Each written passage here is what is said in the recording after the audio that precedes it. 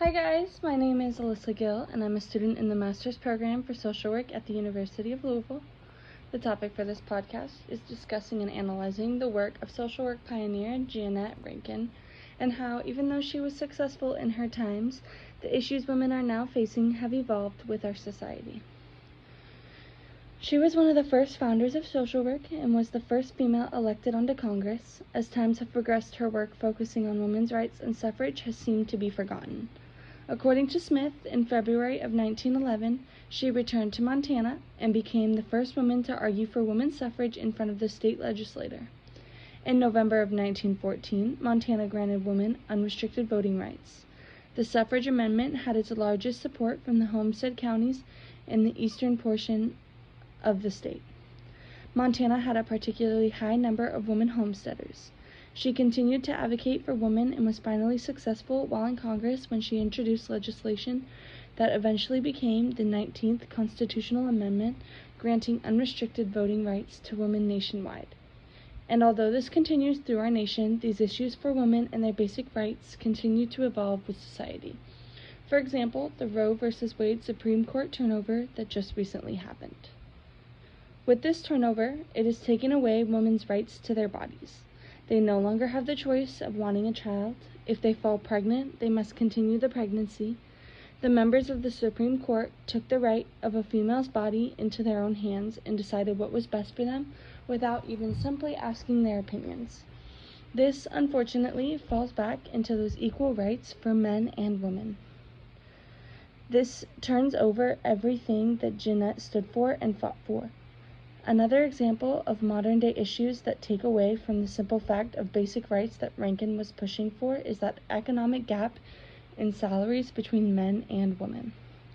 In our economic society, men have the upper hand and are constantly getting paid more than women for doing the same job. When a man and a woman are being compared and they have the exact same experience, education, and job duties, but the man is getting paid more, it screams inequality. If a man has the basic right of economic security after hard work, experience, and education, a woman should as well when she worked just as hard, if not harder, for that education and experience. What separates them? And why is this still okay here in 2022? Advocates like Rankin were pushing for these rights to be equal in that moment, and when that change was made, it was expected to stick, and unfortunately, it never did.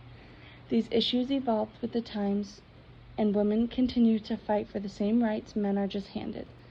Rankin also is known for her rallies to revive these rights and continue to preach the idea, how shall we explain to them the meaning of democracy if the same Congress that voted to make them the world safe for democracy refuses to give this small measure of freedom to the women of our country? This question still stands today when applied to the idea of the Roe v. Wade case as well as economic stability and pay. How does the United States continue to preach to outsiders about equality when these issues are proven to be prevalent every single day? Rankin worked hard every single day of her career and was even given a place in Congress to try to prevent these things from happening. Yet here we are, a decade later, fighting these same moral issues of not giving women their basic rights. These women may still have the right to vote, but when it comes to Supreme Court decisions, unfortunately, they don't. And even with those things that everyone has advocated for in the past, we as women are still trying to fight for those equal rights that white men have in our society. When will the United States stop just preaching equality and work to actually prove that this occurs within our country and it's not just on paper? Our country is failing those minorities within our society, and someone needs to find real change instead of just preaching about it on TV and then sweeping it under the rug.